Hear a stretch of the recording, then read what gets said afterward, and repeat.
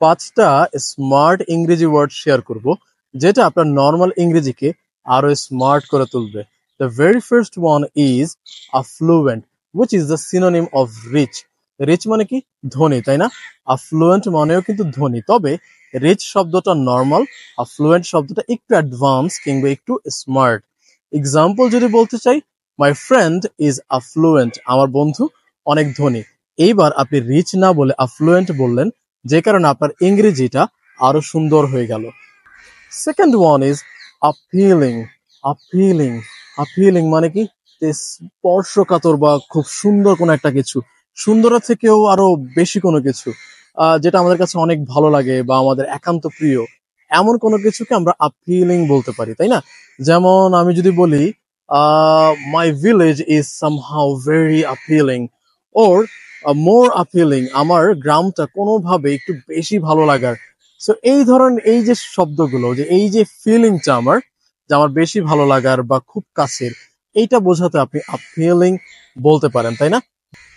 Now the third one is dilemma. dilemma dilemma মানে কি?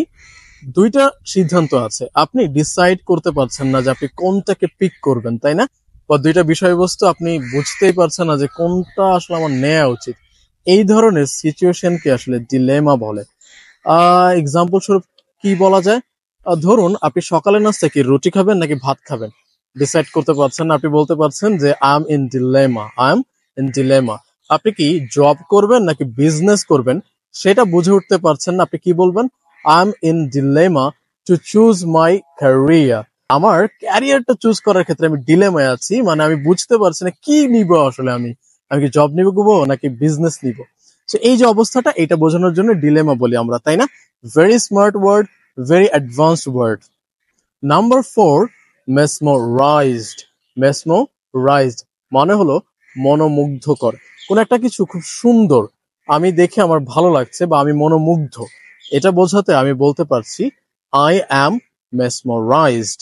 But আমি যদি বলতে চাই যে এই ফুলটা খুব সুন্দর, সো আমি নর্মালি কি বলতাম? বিউটিফুল। এখন বিউটিফুল না বলে বলবো mesmerizing. mesmerizing. The flower is mesmerizing. The environment is mesmerizing. আর আমি যদি মুগ্ধ হয়ে যাই, তাহলে আমি কি বলতে পারছি? I am mesmerized. সে মুগ্ধ হয়ে গিয়েছে, she is mesmerized. So beautiful কিংবা অন্য কিছু না বলে আপনি mesmerize ওয়ার্ডটা ব্যবহার করতে পারেন। খুব ভালো শব্দ এবং শুনতেও কিন্তু খুব ভালো লাগছে। The last but not least, lethargic. lethargic যেটা লেজি এর একটা সিনোনিম। লেজিটা খুব নর্মাল ওয়ার্ড, তাই না? আমরা বলি যে I am lazy or I am feeling lazy. So lazy না বলে এবার আমরা বলতে পারছি লেথার্জিক। লেথার্জিক যেমন একটা এক্সাম্পল যদি দেই, I am tired, I feel lethargic. আমি ক্লান্ত, আমার অলসতা লাগছে, সো আমি আর কোনো কিছু করতে পারবো না, তাই না? সো লেজির বদলে আপনি এবার বলতে পারছেন লেথার্জিক।